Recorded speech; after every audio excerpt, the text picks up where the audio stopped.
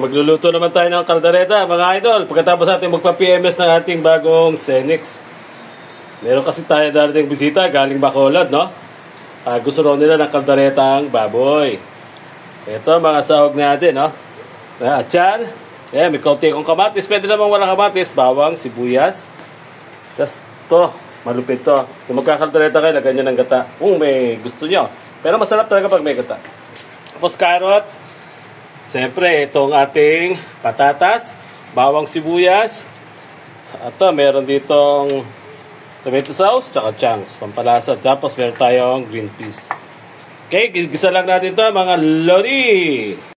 Okay, unahin natin maglagay ng butter. Kung may butter, pero kung wala, mantika lang mga lodi.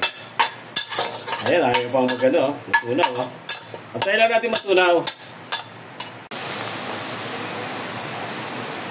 Prito muna natin itong patatas saka yung ating carrots, mga idol. Prito natin sa butter para mas malasa. Tapos, hakuin natin, saka tayo mag-isa. Yung baboy ko kasi, pinasakutsa ko lang yan. Kaya kala mo, luto na. Pinakutsa lang, nagkakalamansi, toyo. Mas maminta, yun, pinalambot kasi medyo matigas yung baboy natin. Saka natin ngayon siya, igigisa lang. Pula at saka yung green. Sabay natin prito, mga idol.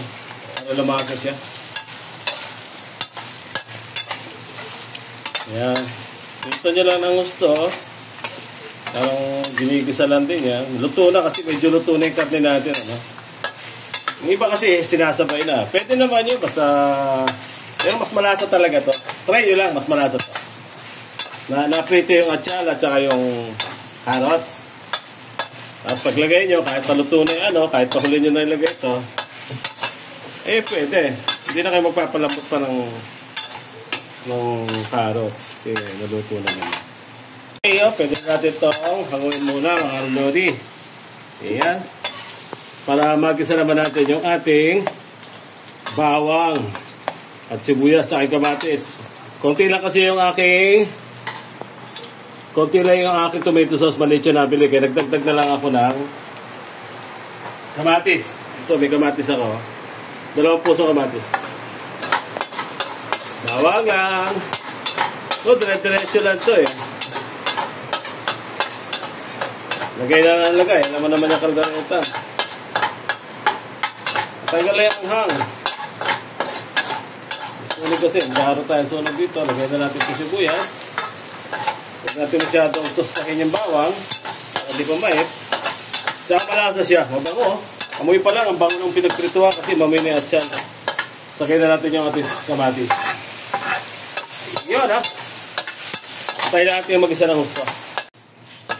Okay, pwede natin lagay ngayon yung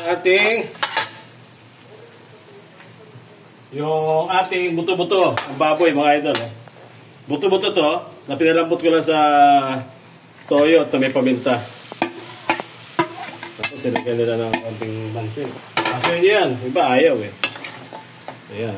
Malambot na to, kaya pwede natin diretso. Tapos lagay na natin yung ating chunks. Para lumasa na siya. Ito na. Sabay-sabay na to. Lagay na natin yung tomato sauce natin. Tapos, nalagay na rin natin yung ating sikretong ingredients, mga idol. Tawag dito, ginataang nyog. Katanggata, mga idol. Yan ang magiging sabaw niya. Kaya, muna siya dyan, magiging ano. Tapos, alagyan na lang natin siya ng liver spread. Hindi ko pa nabubuksan yung liver spread ko. Kaya, atayin muna natin siya kumulo. Halo-halo lang muna tayo. Ayan na. Kaldereta na yan, mga lodi. Tapos, i-adjust na lang ito natin sa patis. Kaya natin siyang kumulo. Kuha tayong patis. Ito, malupit ang patis. Patisan natin, mga lodi. Ayan na. Tayo natin siya ngayong kumulo. Yung pa natin, yung kaldereta natin, mga idol, namula na, Yung nilagay natin aswiti kanina, hindi ko na napakita, pero pagkatapos tayo magprito ng prito pa kami ng aswiti. Lagyan ko ng pampakulay, mga idol, para maganda, Pulang-pula! Lagay na natin yung ating green peas. Lagay na rin natin yung ating Bueno. Yun. Tapos halo-halo, no? Malambot naman na yung baboy natin, ha? Tapos ikukuha na lang natin to. Patutuyin natin ng konting sabaw. Pero matutuyo yun pag nilagay natin yung ating mga gulay. Kasi malambot naman yung karne, para ganito lang, kasimpleng pagluluto. Tapos, lagay na natin yung ating piniritong carrots, saka patatas, saka atyan. Ayan, ha. Ayun. Lagay natin lahat. Tapos haluin natin. Matutuyo sa sabaw niya kasi kakainin ng ano. Mapupunta rin sa patatas, sa carrots, mamamaga pa yun. Kaya mawawala yung sabaw.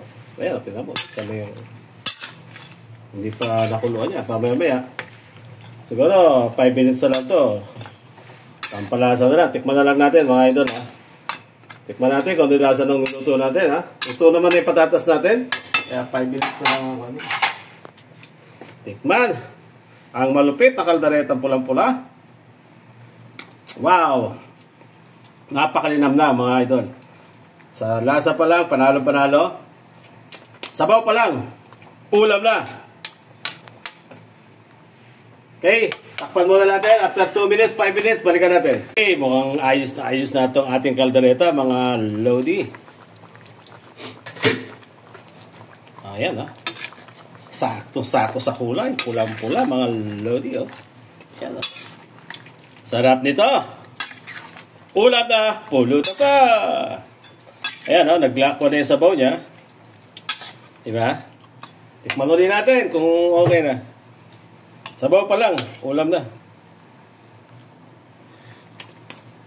Okay na sa alat.